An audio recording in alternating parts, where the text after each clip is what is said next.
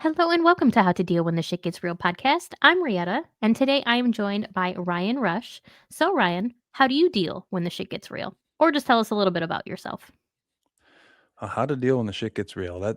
I started listening to your podcast a while ago, and I've asked myself that question often, like how would be the proper way? And I guess really, you just got to do the next right thing, whatever you decide or whatever you feel is the next right thing. Because sometimes you don't know what to do, but something feels right.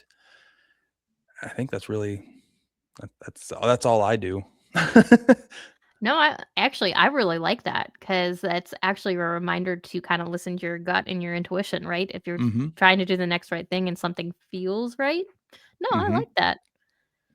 It's not always the easy thing, but Well, that's definitely true because if it was easy, we would all be doing it, right? that's true. It'd be, yeah, And then we wouldn't yeah, be having how to deal when the shit gets real moments if we were just that's doing all true. the easy things. That is true. So I guess the chaos kinda works out for you then. Oh, I don't know if I'd go that far, but sure. But, But yeah, yeah. so tell us a little bit about yourself. Well, my name is Ryan Rush. I'm a small-time author who I do that on the side. My stage name, I guess if you could call it that, for all of my social medias and things is Gentleman Outlaw. That the idea of Gentleman Outlaw came during COVID, and, I'm originally from Northern Michigan. I currently live in Ohio, and when COVID hit, the concept of I had friends back home that could go to Home Depot, and I'm from far north Michigan, where it's kind of redneck country. Live on you know, everybody trusts the neighbor because you have to rely on your neighbor kind of place. And when COVID hit, the idea of Home Depot was open, but literally the gardening section in Home Depot was roped off. So if you were to go outside and try to garden and provide your own food, that was illegal. And I was like, well, we're trying to follow the rules. We're trying to do what we're supposed to. We're trying to help out the people that are nearest to us and keep social distancing and masks and do what was right.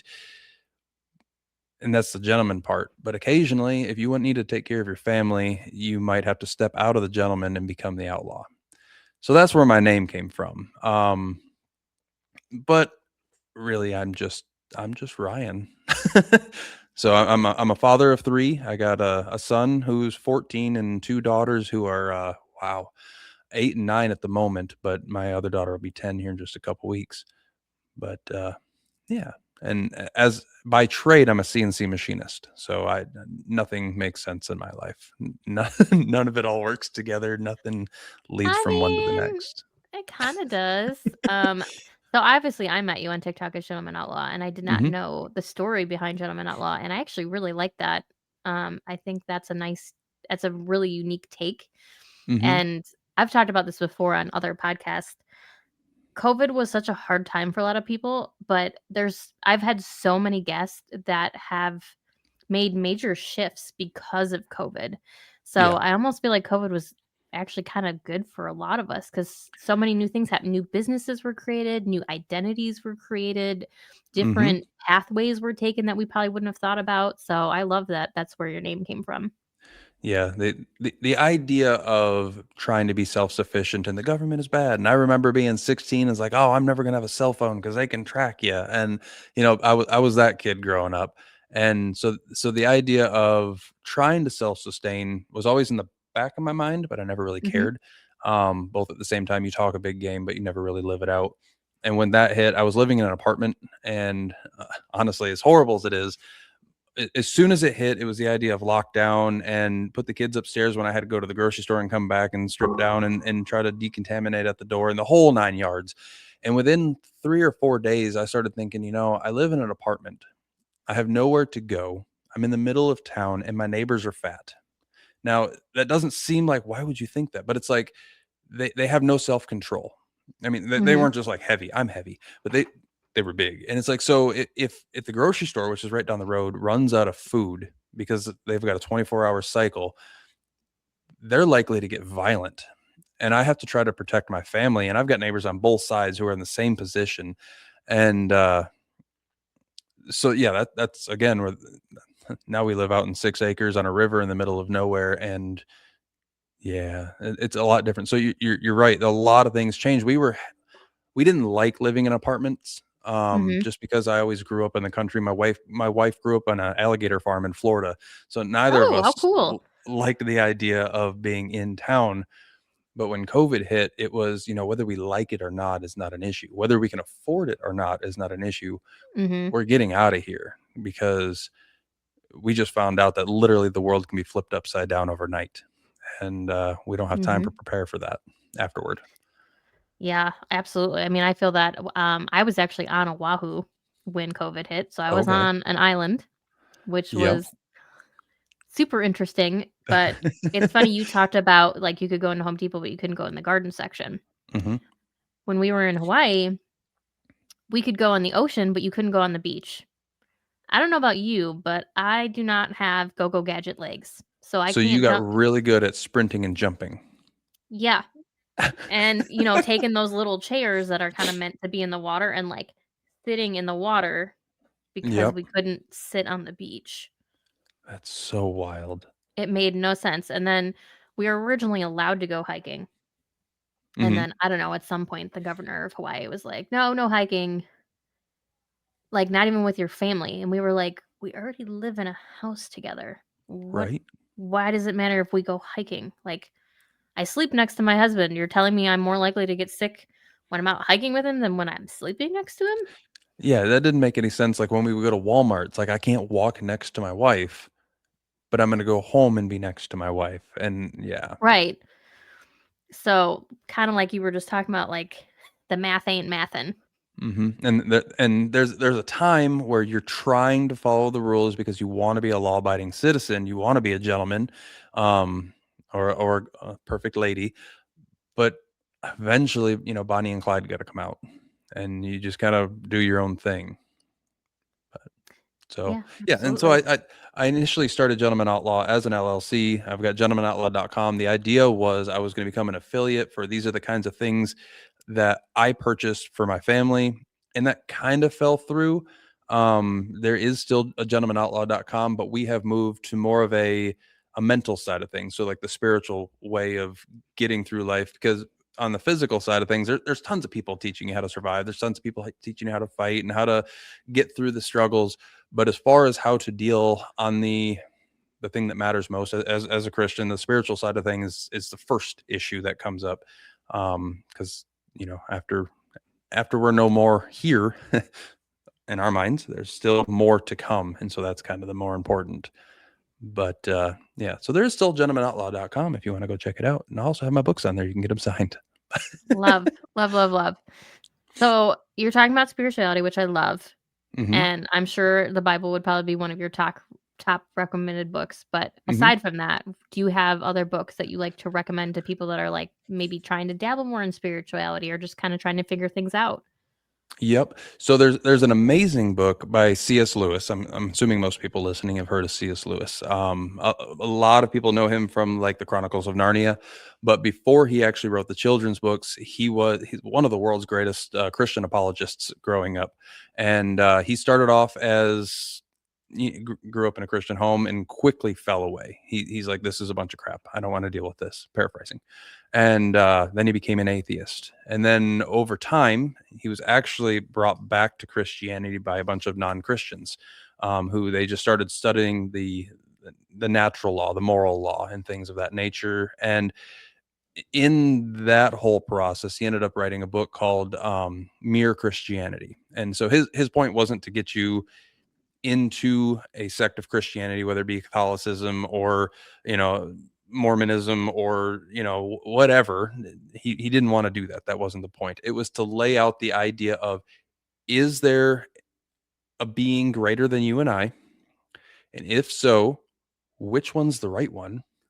And after all of that, he can bring you to the idea of just merely what Christianity is, hence the name Mere Christianity.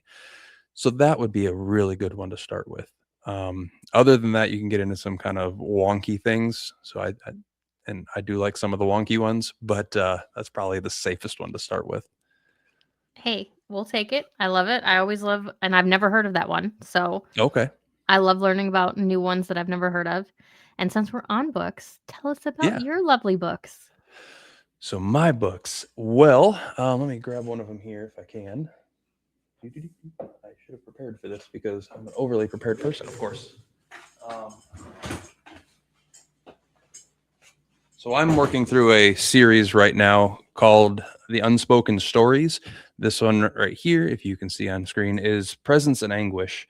The unspoken stories. So actually, coming back to C.S. Lewis, C.S. Lewis's mentor was a man named George MacDonald, and George MacDonald actually died about 20 years before C.S. Lewis was born. But one day, as an atheist, when C.S. Lewis was going through a train station, he picked up a book called Fantastes, and it was C.S. Lewis was also an English professor. So as he was reading through this book, he realized this man didn't know how to write. He was horrible, as you know, his grammar was bad, and just the way he held his sentences together wasn't right.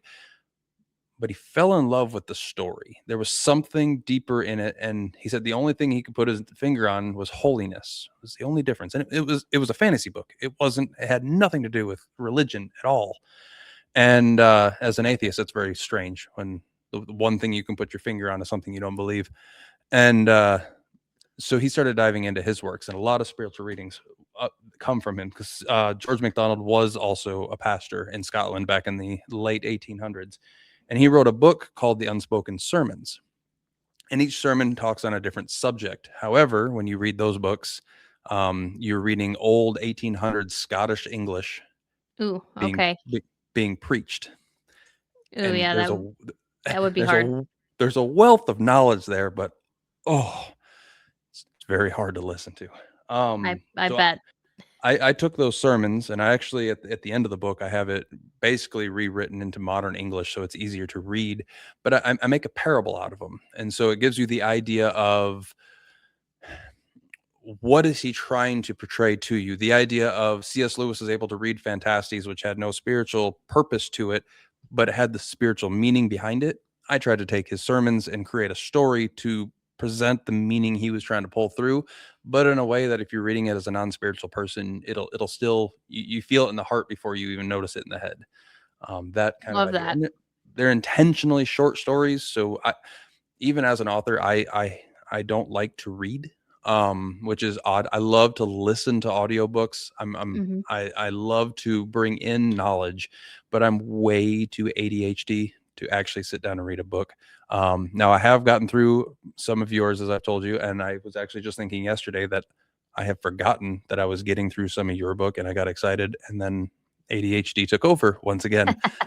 It's actually sitting right here next to me. So if you want to put in a plug for your own book, I would absolutely suggest that because it is a very good story. Well, thank you. Um, yeah, read my books. That's my plug. I'm here for Okay. Ryan. That is fine. But yeah, so that's that book. Now, my very first book was actually My Soul Thirsts. And My Soul Thirsts is actually, I don't want to say it's my story, but it's very much um, fictitious telling of my story about a pastor whose life is falling apart, and somebody who he can't stand actually ends up helping him out. I'm not the pastor in that book, but I've I have pissed off a lot of pastors and been tossed out of a couple churches. And so this is basically, if I took all of those different conversations and I brought them all and told one story with it, that's kind of where that book came from. So, and that's My Soul Thirsts, a Journey to the Living God by Ryan Rush. That's So awesome. all of these are on Amazon, by the way, so anybody can check them out. But It seems that you really like books that um, kind of curve back to the spirituality. Have you ever heard mhm. of Neville Goddard? I have not heard of Neville Goddard. That's somebody you might want to look into. Um, Okay. it might be intriguing to you. Hmm. He's also an author. He's authored about, I think it's 13 or 14 books that cover, spirituality, religion, and all that. And one way that he achieved popularity is reinterpreting the Bible and Okay. the poetry of William Blake. Hmm. So it might be something that interests you. Uh, I have his book, Okay. and I think it might interest you, so you have to let me know if you ever do check it out. And if anybody Yeah. else out there is interested, Neville Goddard is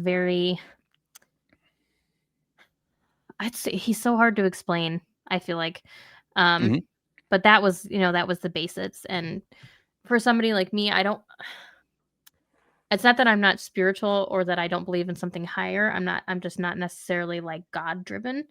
Yep. Um, I do believe in like a higher self and spirituality and, spirit guides and all that kind of thing. Yeah. Yeah. And I haven't read all of his book yet. I'll have to show you. It's like this big. It's huge. It's a thick Um, book. Okay. but it's interesting to see how he interprets certain aspects of the Bible. Okay. Interesting. Yeah, I'll have to check that out. Yeah. I'll show you when we're done recording. Okay. But Sounds good. the other thing that I love about you too, and kind of switching gears, is again going back to TikTok, is you get on TikTok and actually talk about deep topics with people, which I think we should do more. So I love that you're Hmm. doing it, and I love that you're doing it in a public forum. So how did you start like having these conversations with people, especially about like the Constitution? Because I know that's one of your big passions. Yeah. And oddly enough, wow, where do I even start with that? So the Constitution courses, man, I really okay. So I am a Constitution coach for Patriot Academy, which doesn't sound nearly. It's not actually as cool as it sounds. I just He promote lies. It's as cool as it sounds. classes, but so I do put on those classes. The way I got doing that on TikTok was actually a gentleman that you were actually a couple podcasts back. You actually the Life Liberty show. I was actually on my TikTok selling books of mine, and he got on and we started talking politics. And then I've ran into a few issues recently and just before that where I realized people would talk, and I was guilty of this myself. That's how I noticed it so intimately. But we would fight so hard to be right. And Hmm. there's a quote by George MacDonald once again coming back that's somebody asked him when he was teaching on some scriptural things, and he was also kicked out of the church because his doctrine didn't quite line up with the Church of Scotland. And they asked him, "Well, how do you know you're not wrong?" And he says, "I don't fear being wrong. My God will forgive me for that." He said, "I fear being an arguer for what's wrong." And so his idea was, I'm going to come out, I'm going to express my point, we're going to have this dialogue, I'm going to tell you what I believe, and if you can change my mind, cool. I don't think you will, but we're going to talk about it. We're going to talk it out. Hopefully I'll change your mind, and somewhere in there there's going to be truth. And he talks again from a spiritual level. He goes through scripture and things of that nature where revelation, initially the Jews were given the revelation of fire and of fear, and then it progressively there was a higher revelation, more and more and more.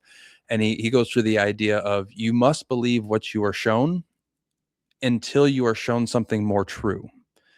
And then that got me thinking, because I again, I'm a CNC machinist, so I sit there for hours and hours and hours with nobody to talk to. So I'm in my head all day long. And so Hmm. that got me thinking of another book by Zig Ziglar. Zig Ziglar is not a religious man by any aspect. I think he actually is, but Ziglar was one of the top salesmen in the United States. He teaches people how to be a good salesman. And I read his book back when I was in sales. And one thing that he said that always stuck with me from a sales aspect, but it actually pulled into more of my life, is it is impossible to get somebody to change their mind. Once they've made their decision, you cannot get them to change their mind. So stop trying. He said, Hmm. all you can get them to do is make a new decision based off of new information. So if they've already made their decision, you're obviously not presenting it right, or it's not for them. One of the two. Well, when you bring that into politics, where a lot of those deep conversations go, and we go deeper than just politics, but everything's politics. But when you bring that into either religion or you bring that into politics or anything there is, and you bring those two ideas together, is you must believe what you are shown until you are shown something more true. And then you bring that into the aspect of you can't make somebody change their mind. All you can get is to make them make a new decision. The only option is to sit down and talk. And man, I really disagree with what you're saying. So help me understand where you got there. And when it comes to really hot debates, again, comes back to more religious things. The Hebrews had a thing, the Jews back in the day had a thing. What they would do is they would spend an hour fighting, spitting out your mouth because you're yelling so hard, fighting about your point to prove your point. And then the moment we're done, we're going to switch opinions. And I am going to fight just as hard to prove your point right. And you're going to fight just as hard to prove my point right. And whichever one of us fails, fighting from. So if you don't know the other person's position well enough to fight Mhm. for it, then you don't know enough to fight against it. So taking all those things together, okay, I need to know their side, and I need to know my side, and I need to be able to present my side to them in such a way that they can grasp it. And I need to try to absorb what might be more true, so therefore I can be more accurate in my statements. And I'm horrible at it, but I'm trying to get better at bringing that forward when other people come into the room that have a completely different point of view and have a conversation rather than just fighting, because I can fight till I'm red in the face and you stop talking to me. So I believe I'm right. Yeah, So, something that I always remembered, and it's not even from a person that I'm particularly fond of. Dr. mhm. Phil said it a long time ago, you can be right or you can be happy. Yeah. Yep. I'd rather be happy. Absolutely. But yeah, and that's absolutely true. You can either be right or now what's really nice is when you can be happy with uh getting everybody on the same page, whether everybody's right or not, but everybody can be happy together kind of thing. Because I'm also worried with being content with not caring about anything. Um, I Yeah. do have a lot of friends that are like, well, and I don't think this is what you're saying, but I have a No. lot of friends that are just like, well, I can't make a difference in it, so I really don't care. Don't even talk to me about it. And there's no subject of substance of what I hate small talk. I can't do small talk. So if somebody wants to Yeah, come here up and you are just in a podcast. No, I'm just kidding. right? No, no. I that's why when you asked me if I wanted to be on a podcast, I was like, I don't really know what to talk about, but it's going to take a few questions and we'll get there. But if somebody comes up to me, I seem kind of rude because they're like, "Hey, how you doing?" I'm like, "I'm good," and then I just keep walking. Mhm. If you come up with a conversation like, "Hey, I wanted to ask you about something," or "Hey, I wanted to tell you about something," and something's important to you, oh, we can go all day. One of my friends when I was a different machinist at a different company. We were both leads, which means basically we did nothing as long as our employees were good. We literally spent a 12-hour shift standing next to the computer talking. That's all we did was talk for 12 hours straight before we Yeah. realized we didn't do a whole lot of our job. And I was like, wow, because that was something I didn't even care about it, but he did. Mhm. And I was like, okay, so I can talk about things. I'm not a rude person. I just hate wasting my time. If I'm going to waste my time, I'm going to do it alone because I can talk to the voices in my head just fine. So, See, I get it probably more than most people do because my dad is not a small talk person. So okay. I grew up around a person that doesn't like small talk. So I guess I've never really been into it either. I mean, like, I'll partake, but Hmm. usually a few small talk things will lead to a bigger conversation. Not Yeah. always. Depends on the person, of course. Yep. But that's essentially what happened to you on TikTok. Matt randomly came in. Y'all probably said like, "Hey, how's it going?" And then it led to this big political conversation. So what happened there, and I can get into that real quick because So this one time at band camp, yeah, no, I'm just one kidding. time at band camp, there was a trombone, and no, I was selling my books, and I was just talking about my books, and again, the problem with me trying to sell books on TikTok is I don't do small talk, but I also don't just talk for the sake of talking. And you know how TikTok is for talking for the sake of talking. You have to, otherwise it just kills the algorithm. Stupid. But as I'm going there just trying to think of something to talk about, up pops this name, the Life Liberty Show. I was like, "Ooh, Life and Liberty." I was like, "I love your name unless you're crazy." Because a lot of these people who call themselves, fighters for liberty and they just Mhm. love the whole idea, they're just stupid. They're so close-minded that the only thing that they care about for freedom is I want to do what I want to do and I don't care what you think about it or how it affects you. This is just me. And it's given a really bad taste to both the right wing and patriots in general. And Mhm. so I was like, unless you're crazy. And he's like, "Oh, I'm not crazy." I was like, well, That You is could what a be. crazy person would say. So I started kind of tongue in cheek quizzing him on constitutional things. And as you know, he had a lot of answers. And so then he came up and we started just bantering back and forth. And ever since then, every time we go live together, it ends up being like 4 hours. And we talk about these things. And so it's worked out really well because the idea of I can't just sit and talk to nothing about nothing. Mhm. Um, I can bounce ideas off of him. And yeah, so that's kickstarted a lot of my TikTok things. So I do give him a lot of credit for that, but don't tell him I said that. So Not that it's recorded now or anything. no, not at Um, all. It's just between we'll you, just me, the wall, and everybody listening. yeah, or we'll just cut this part out. No, I'm just kidding. Yeah. Um, but you made a really good point, I and didn't mean to. well, you did, and we're Sorry. gonna go back to it because Okay. I think I did ask this question of Matt too. Why do you believe it's so important that we do have these conversations and actually have conversations, not arguments? Yeah. So to take it to its extreme, if I'm not willing to have a conversation with you and you disagree with me, the right thing for me to do is kill you. That's that's not exactly the best option. And I apologize to take that to a trigger warning. But really, that's what it comes down to. That's what wars are fought over. That's what conflicts are done. Now, there are situations that can't be resolved, and so there is a place for war. There is a place for fighting. But in our day to day, with the amount of luxuries that we have, we don't understand what actual trials and tribulations are. W- our we stress about things that we shouldn't, and I'm guilty about that as well. But if we could slow down and okay, I think you are a complete moron, uh, but I also agree that you think you're right. So one of us is wrong. Help me find out which one you are. Help me figure out which one I am.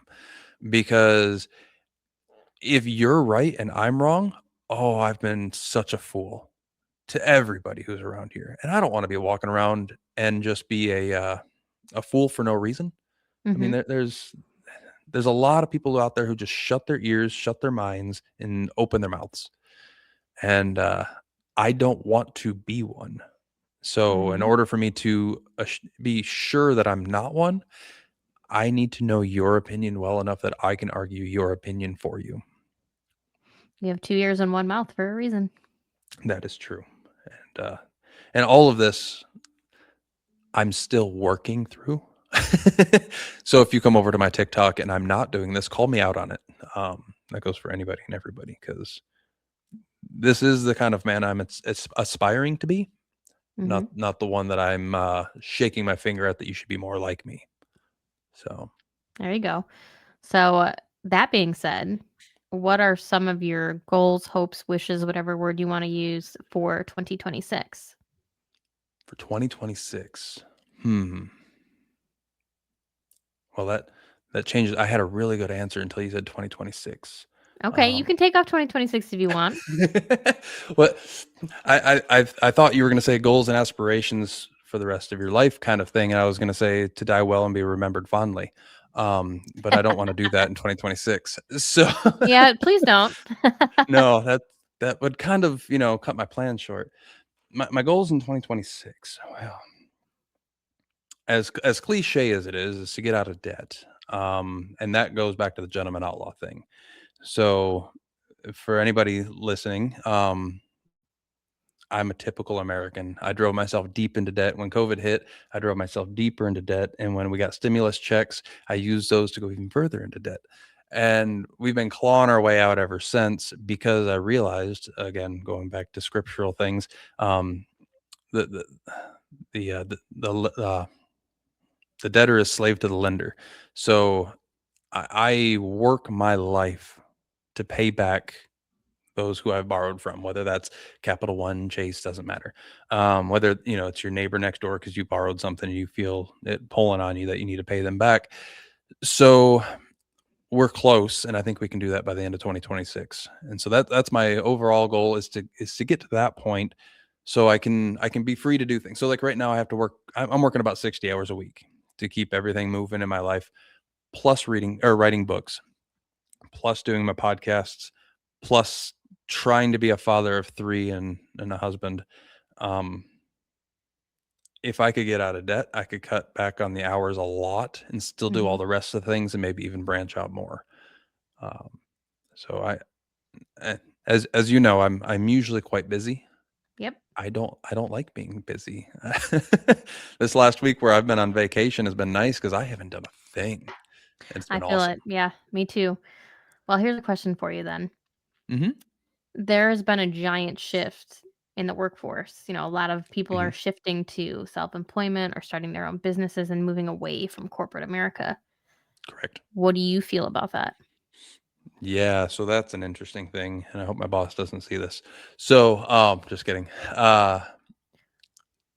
Oddly enough, I've always wanted to be self-employed, self-sustained, and things of that nature.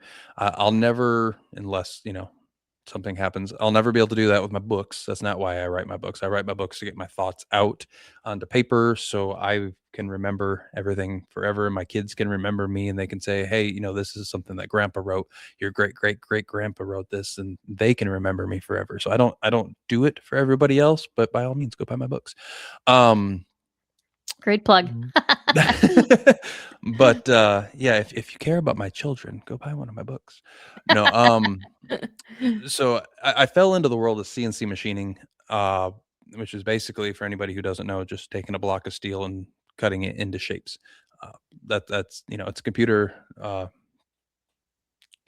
done instead of all hand milling and things like that. And what I didn't know when I fell into that is that's actually what my father-in-law does, except he is running the business of CNC machining rather than being the machinist. But he started his business that he built up in the basement of his house. And so I was down there one day in Florida hanging out, and he's like, "Why don't you just buy your own machine?" I was like, "'Cause they're expensive." And he's like, "Yeah, but buy your own machine." He's like, "You've got the land, you've got the barn, you've got the space, you've got the know-how.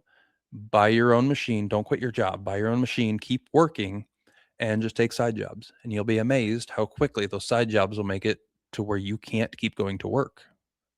There you go. And so I don't know if that's a 2026 goal, but I would say that's probably a 2028 goal. So you do agree though, or you do like that we are shifting away from corporate America, Oh, absolutely. Well, okay. at least partially anyway. Yeah. So the idea of if everybody picked up and did it tomorrow, that's obviously bad because I just Correct. bought stuff off of Amazon today, and Mhm. Mhm. that doesn't work. However, the idea of if you don't like your job, do your own. So my grandpa growing up, he grew up through the Great Depression, and he always said, if you can't find a job, make one. Mhm. D- don't don't just give up. There's no reason for that. And so I grew up doing landscaping for myself and construction for myself and for other people, small companies and things of that nature, doing my own car repairs and doing small car repairs for other people. So the idea of side hustles has always been a thing for me. It's only Mhm. been since I've been married and had kids that I've been full time working for another person because I wanted the stability. Gotcha. Well, my oldest is 14. So in 4 years, I'm only feeding two mouths. And, in 10 years, I have no more kids in the house. Essentially, they have the ability to go out and do their own thing. And even at 16, they can do that for the most part. So the need for constant stability reduces. It never Mhm. goes away because life needs some stability. But the possibility, if I structure my life, if I can get out of debt and I can get the kids grown to the point where they can self sustain, by the time that all happens, the house should be paid down enough that I will need minimum to even survive. And so to be able to step out on my own and do my own thing makes that much more possible. And do I think that's a good thing for the average American? Yeah, because I don't think you should be reliant on somebody else unless you choose to be. Yeah. Um, so I think that's huge. And I think technology, like what you're doing right now, this used to take a big building and a multi-million dollar studio and huge contracts. And you're like, hey, I've got a microphone and I know people. And it's working out. I mean, you do well with it. Yeah, So I think exactly. that's huge. Exactly. I know you don't read, but you probably listen to it. I think it might be something that might interest you. It just made me think of it while you were talking. Is Think Uh-huh. and Grow Rich by Napoleon Hill. Um, I feel like I do know that one, Yeah, he but not. talks a lot about creating your own path, creating your own wealth, obviously, because it's Think and Grow Rich. And I mean, he Mhm. used examples. I think we talked about this the other day. Like the founder of Wendy's, Dave Thomas, was a high school dropout. He Yeah. didn't get his GED until I think he was like 45 or 46. Okay. So talking about, there's nothing that can stop you essentially from Yeah. whatever wealth or riches or desires that you want Mhm. if it is your ultimate burning desire. Except for yourself. Yes, exactly. It's up for Yep. yourself. That's another huge problem with people today is, "Well, I can't do that because." Okay, you're right. I don't care what comes after that because if you start the conversation with, "Well, I can't because," you're right. Yeah. So stop saying it. I'm sure you've had this conversation before too, as an author, and I've had it a ton of times. I've literally had people be like, "How do you write a book?" And I'm like, "This is gonna sound like the dumbest thing, but literally just sit down at your computer and write, or take a piece of paper and write. That's all you have Yeah. to do. Just Yep. write. There's no magic formula. I'm not doing anything that's super spy or super secret. Mhm. You make So the time and you write." that was actually how my soul thirst came into existence. Was as I said, I've been thrown out a couple churches, and it was because my father and I would go to these churches, and we would engage, and we would be there, and everybody would really like it. We'd bring in information that they had never heard, and I didn't know that they had never heard these things. It's just their life had been they had been raised so shallow in all of this stuff, and then all of a sudden we would try to go a little bit further with them, and they were like, no, no, no, no, no, no, no. You're stepping on tradition now. It's like, yeah, we are. That's kind of the point. That's the point. And Yeah. they would get so mad, and so after I think it was the third or fourth pastor that's cut off communication with us, which is another conversation in itself. Um, my dad's like, maybe we're just not getting this across right. And I was like, well, maybe if I write this down, I can get my thoughts organized in such a way that I can deliver this better. The idea of if I can't provide the information to them in such a way that they can absorb it, they're never going to be able to make a new decision. Mhm. And so I wrote it all out, and my dad's like, wow, that could actually be a book. And so I wrote out this entire theological book. It was an entire book, and I handed it to him, and he's like, "Wow, that's a really good outline for a book." I was like, "No, that's not the outline. That's the book." He's like, "Nobody's gonna read it." Yeah. Ugh. He's like, "It's really good information, but you have to be really into this in order to want to read this. And if you're that into this book isn't going to do much good for you anyway." And I was like, "Well, you're probably right." Yeah. And so there's a book by Wayne Jacobson called "So You Don't Want to Go to Church Anymore," and it has nothing to do with that actually. And he takes Wayne's life and breaks it down into a story about a man named John, and just the way he told the story, and it was all and I was like, I like the way he lays that out. I was like, okay, so I'm going to take my story. I'm going to be John, basically, essentially, and I'm going to tell my story in a fictional setting, and it's going to drive the message home. And then I came up with an entire book, and I was like, okay, now I got to figure out how to start publishing books. I need to format this. Mhm. And I tried to go through a couple online forums, and they're like, well, you need to move this for me, and you got to do this for me in order for me to get this formatted properly for you. I was like, well, if I'm doing all that, I'm just going to do the whole format. So Right. I bought some formatting software to make it easy, and then I did it. And then it's like, well, okay, so I've already written it, edited it, and formatted it. I might as well just publish it. Yeah. And I did. So yeah, for anybody who wants to write a book, just do it. Just do it. Yep. Exactly. Um, So forgive me and if what? this is Oh, maybe not a proper question, but I'm going to okay, ask you it. go for it. So you got kicked out of several churches, right? Yeah, I've that's always the terminology I use. But yes, go for it. Okay, we'll go with it. From my understanding of church, Hmm. and I will be the first to admit that I have not been to many. Yep. that isn't the church so supposed to be the place where you're always welcomed with open arms? So why are you getting kicked out? Okay. So yes and no also. Clearly, because you got So kicked out. right. Well, I was kicked out would infer that I was told to never come back or I was picked up and tossed. Neither of those things happened. The most direct one was pastor saying, "Well, if that's what you believe, then I'm probably not the best pastor for you." So I am probably one of the most anti-church Christians you'll talk to who full-heartedly supports the church. It's a very weird dynamic because I attend church every Sunday. I take my family there. I attend the extra classes whenever there are some, and I also teach some classes whenever it's available for me to do. However, I think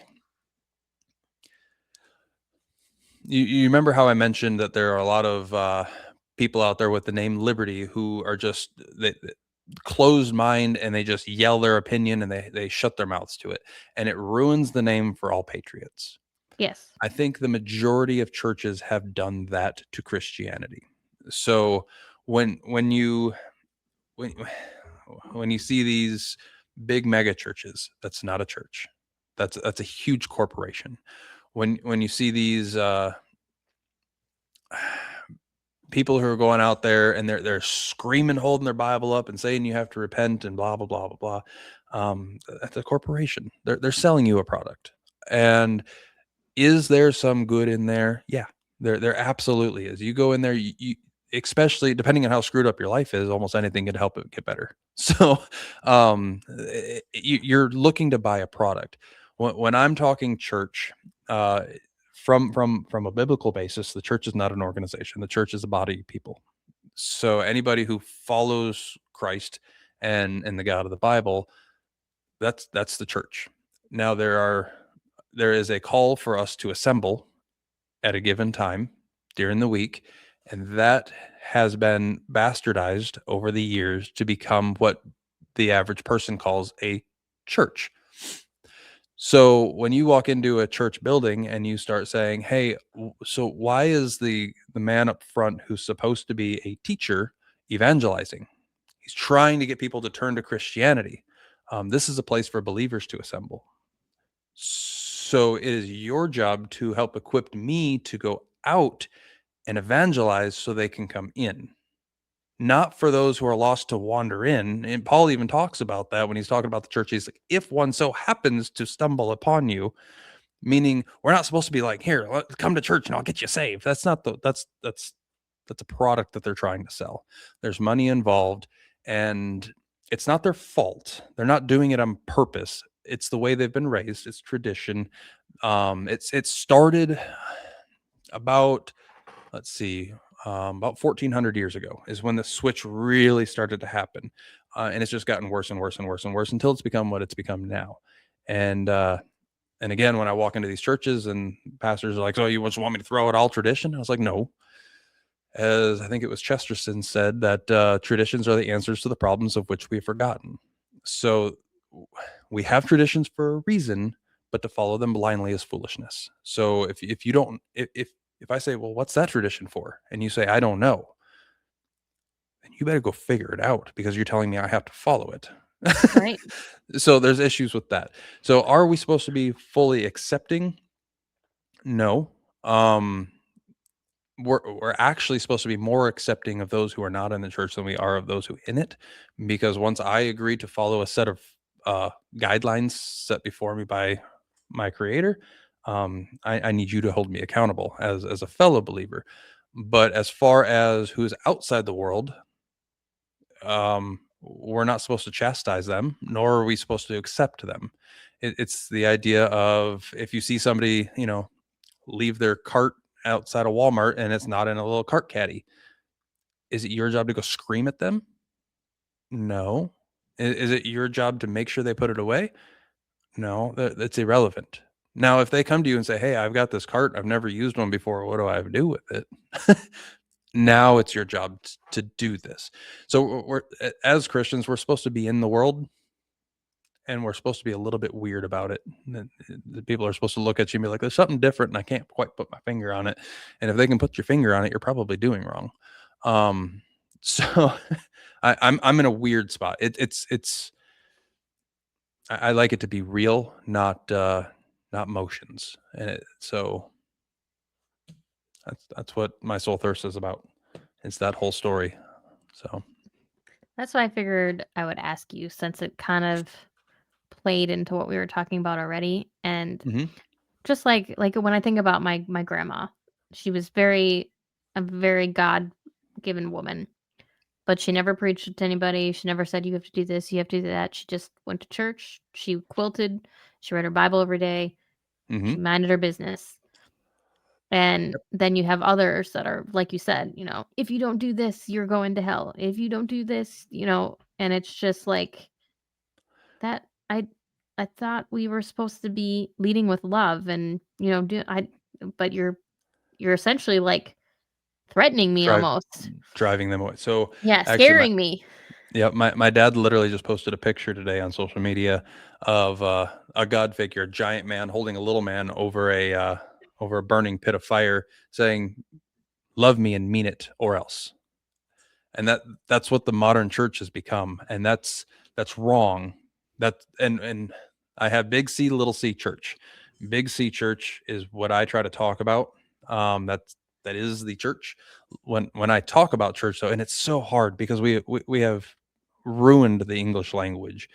Um, because when I talk about the church, from my standpoint, it's all positive. You'll hear me talk about amazing things about the church, but then something will happen and I'll rag on how horrible the church has been and how the church needs to get itself straight. So I sound like I'm talking out of both sides of my mouth, but it's a big C church, little C church. And if we were Greeks, we would use the word ecclesia. So the ecclesia is the coming together of the people.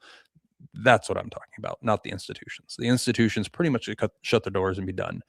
There is a place for them, but that pulls me into actually politics. The church, when you drive down the road and you see the billboard out front, the big steeple with the cross on top, that should be more of a political building. And that's going to bother a lot of people when I say that. But that's where, before cell phones, before cars, you needed somewhere to go. So you would come to the church where everybody could gather together and everybody could be together. And it was a safe place and we could have discussions and we could talk. And there's already a hierarchy and we could appoint people, we could place people. So when town's business need to happen, well, guess what? The religious folks already meet on Sundays. They already have a building. It's already set up for this.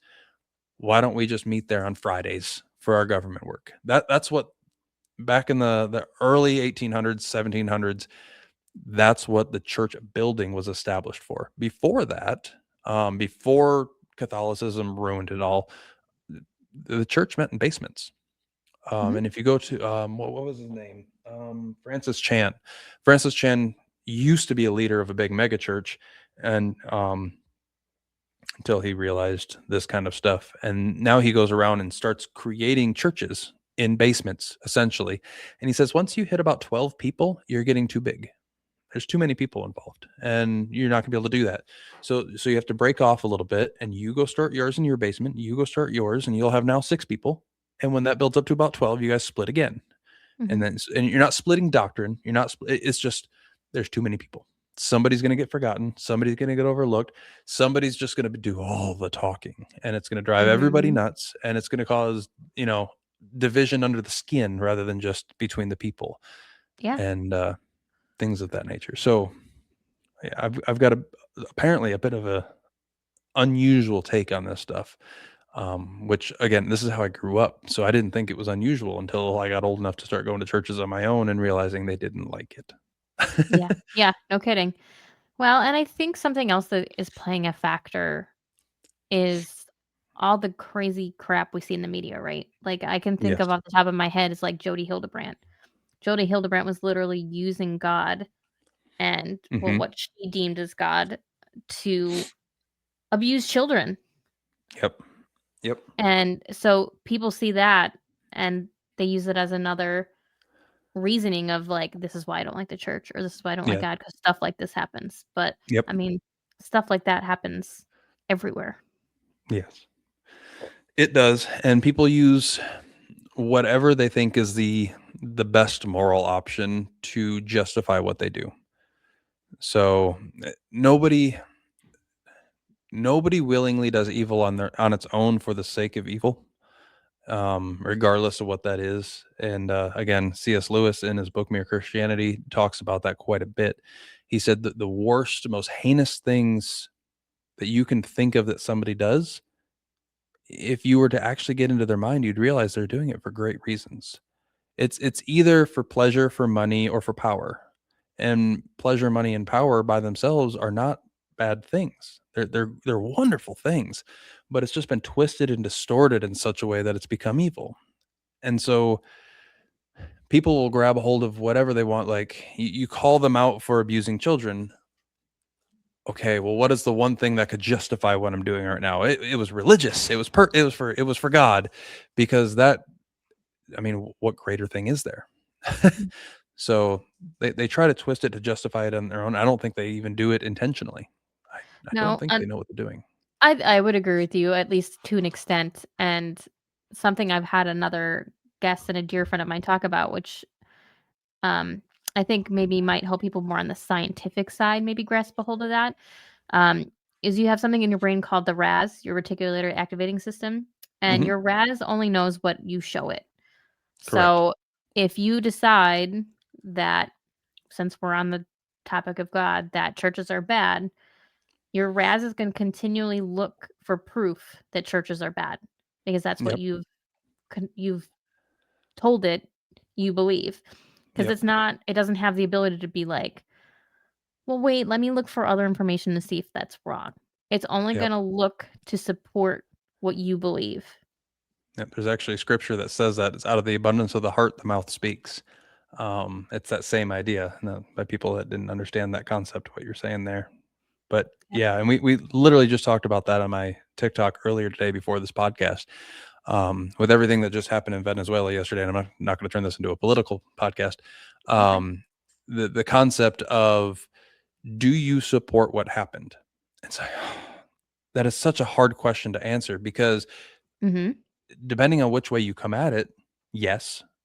Depending on which way you come at it, no. It's not a linear black and white yes or no, but I'm in more support of it based on what I've seen. If I'm given new information, I may change my mind dramatically, but currently I'm more leaning in support. And I'm afraid that that could be because I'm in support of the administration that's there. I voted for them. They're there. So I'm afraid that my opinion is skewed. Now I have Mhm. friends, which is where this came up. I have friends who are, no kings people and believe that Trump is a fascist dictator. And so they see what happened in Venezuela, and that immediately triggers into them, see he's being a fascist dictator.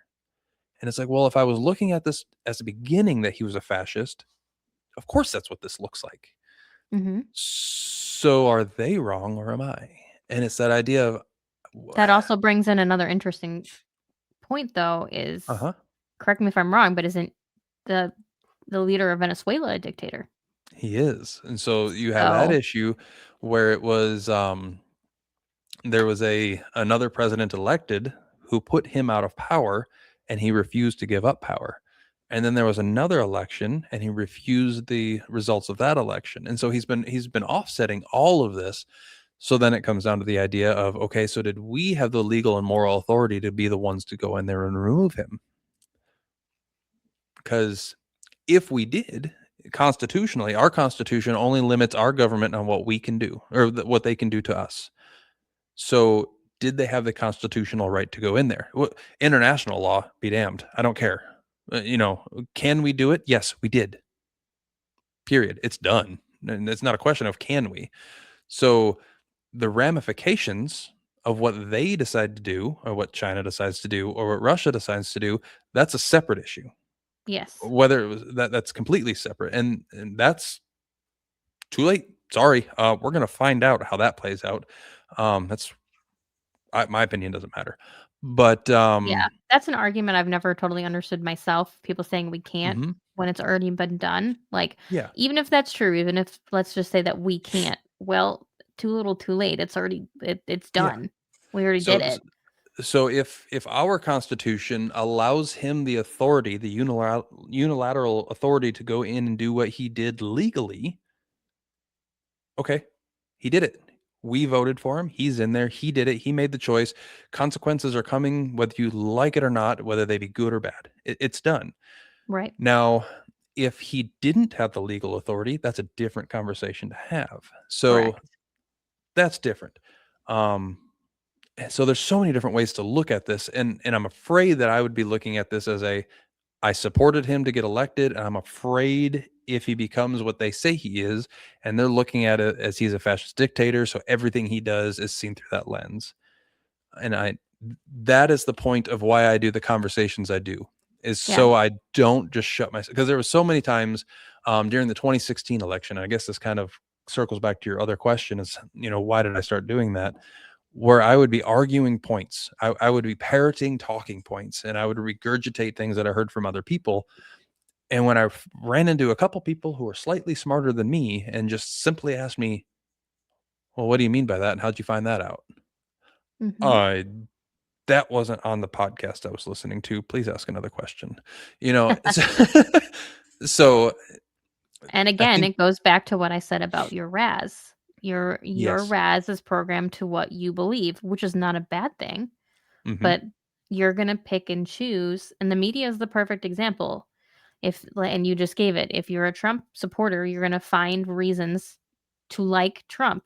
If you're a Trump Correct. hater, you're gonna find reasons that support you being a Trump hater. Absolutely. Yep. And yeah, so I'm trying very, very hard to look at it neutrally, but it's so easy to fall into the trap that if I'm going to look at this neutrally, that means I'm going to change my mind, and I don't want to do that, because I don't want to change my mind because, oh, you gave me another point of view, so therefore, okay, back to another book. So C.S. Lewis wrote a book called The Screwtape Letters. Have you ever heard of that book? I have not.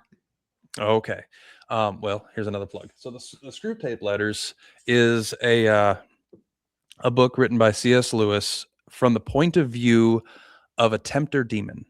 And his job is to manipulate and tempt and draw away people from God. And his name is Wormwood, and he's being written to in a letter by his uncle Screwtape. And so he's instructing him how to properly tempt this person and draw him to another world. So I actually wrote another book called the Serial Letters, which is actually from the same battle that Screwtape is fighting, but from the angel's point of view. So go check out the Serial Letters. It's actually my best-selling book. Um, I love that but you're at the getting random book plugs out of this I conversation. Keep am, and going. I don't even mean to. But but at the very end of the Screwtape Letters, this hit me hard long before I even realized it, because I listened to this book probably back in 2014. So we're talking 12 years ago. And I never forgot this part. And I don't know it verbatim, but at the very end, the demons are having a banquet dinner, and they're all together. And Screwtape has this giant announcement talking about the souls of plenty that they get to feast on now, because they've been doing so well at corrupting the human soul. And he said, never in our entire life have we ever had such an abundance of souls to feast on. He said, but we lack quality. He said, it used to be back in the day that when men believed things, they really believed it. So when you won that soul, it tasted so good. He said, now we have a lot of feasts, but none of this was hard. None of this was worth the meal. And again, that's horribly paraphrased, but it gets the idea across. And I was like, ooh, am I one of those that doesn't truly believe anything? If I am steered wrong, are they going to enjoy feasting on me, or am I just another day? See, and the way I look at it, just from a little bit of a different Hmm. spirituality side, we call it a pendulum. I'm not just Hmm. talking like, the pendulum of whatever you come out comes back. It's just staying off the pendulum because they're both extremes, right? No matter how you look at it. Uh-huh. Again, we can go back to Trump. You like Trump or you don't like Trump. They're Correct. both far ends of the pendulum, where the goal is to remain neutral, to stay off Stationary. the pendulum. Hmm. So, um, from that point of view, because I try to stay there as well, because it also keeps your emotions balanced, because victim mentality and um, fear and anger are all lower vibration on the scale. If you're Okay. into that type of thing, where Yep. everything is higher, you want your vibration to be higher. You don't want to be down there at the bottom. And if you're on Correct. the pendulum, you're more than likely going to be in one of those lower vibrations. Gotcha. Yeah. So how do you and this is my argument that I would run into, or my problem is, how would I make sure that I'm off the pendulum and not just pegged to one side? That's the hard part, obviously, right? Because it's hard. Uh-huh. It's hard, just like you said. I'm not saying it's easy. I'm just No, giving you no, a no, no, no, different no. way to measure A how different you're way to trying to visualize it. hide, how to stay in the center. It's definitely not easy. I think we very naturally want to be on one side or the other when Correct. we don't necessarily have to. We were taught that, things need to be very black and white, and it doesn't need to be. We can be in the gray. Sometimes the Yep. most fascinating parts of life are in the gray. Correct. And that would run me to the issue. The reason I'm willing to, and this goes right back to the very first question. The reason I'm willing to figure out whether or not, back to the screw tape, if I would be worthy of being fed on, um, is when the shit gets real and my goal is to do the next right thing. How do I know what is right? If I haven't tested both sides, if I haven't fought those head to head, how do I know I'm doing the next right thing and not just the next self-pleasing thing? Well, I think you actually did kind of answer that yourself already. It's your intuition, right? That little bit of deciding Yep. what is good, what feels good. So it's Correct. your intuition going, don't go there, don't Yep. do that. Now, from a Christian standpoint, we would consider that the Holy Spirit that comes in us and helps teach us. Same It's the concept. guide. It's the same concept. Same The concept. Again, if you use that as we have um, an opposition inside of us, which is from a Christian standpoint, our fleshly self. Our fleshly self wants us to do what physically feels good in the moment, and Mhm. our spiritual self wants us to possibly endure pain in order for a better outcome. So when you are stuck in a painful position, naturally your body, your flesh is going to want to do what gets you out of that the fastest, but Yes. that doesn't necessarily mean it's the right thing. And I think we're both kind of saying the same thing, but we're coming at Yes. it from two different sides. Yes. And so that's my issue. I would be afraid if I said, okay, I see that I'm on a pendulum and I want to get off of it. How do I make sure that I get off in the right spot? Is this Mhm. my train spot or is it the next one? Yeah, you gotta Is it here trust your or is it intuition, here? your higher self, whatever you wanna Yep. call it, Yep. and, the other issue that we run into a lot, especially now, is we spend a lot of time in fight, fright, or freeze, way more time than we Yep. should be spending. Yep. So, what you talked about is where I wanna get out of this quickly as to stop being uncomfortable. That's usually your fight, fright, or freeze being like, "Pick. I don't care. Yep. Just get me out of this state." Pick something now, just make a decision. And we also run into a huge issue of our dopamine levels being spiked all the time. So Yes.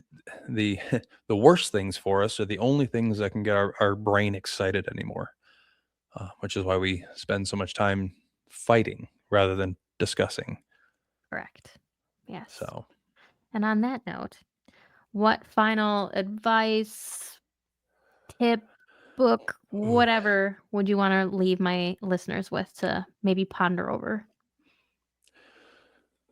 When thinking about the future, don't think about yourself, but start today to plant seeds for trees that you will never sit under the shade of.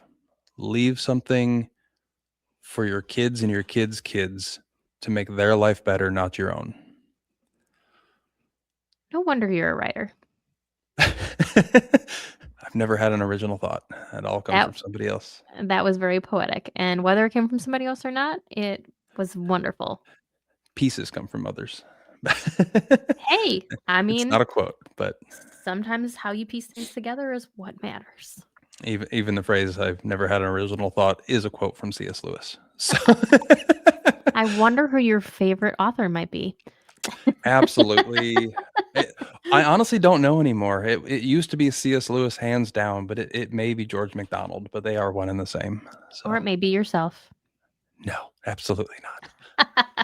I don't find myself to be a good writer. You are a good Others do. writer. Others do. I don't. Make sure y'all go check out Ryan's books. You can find them all major places. Ryan Rush, just like it sounds, like Rush Hour the movie. I don't know why that came to my brain, but that's what we're gonna go with.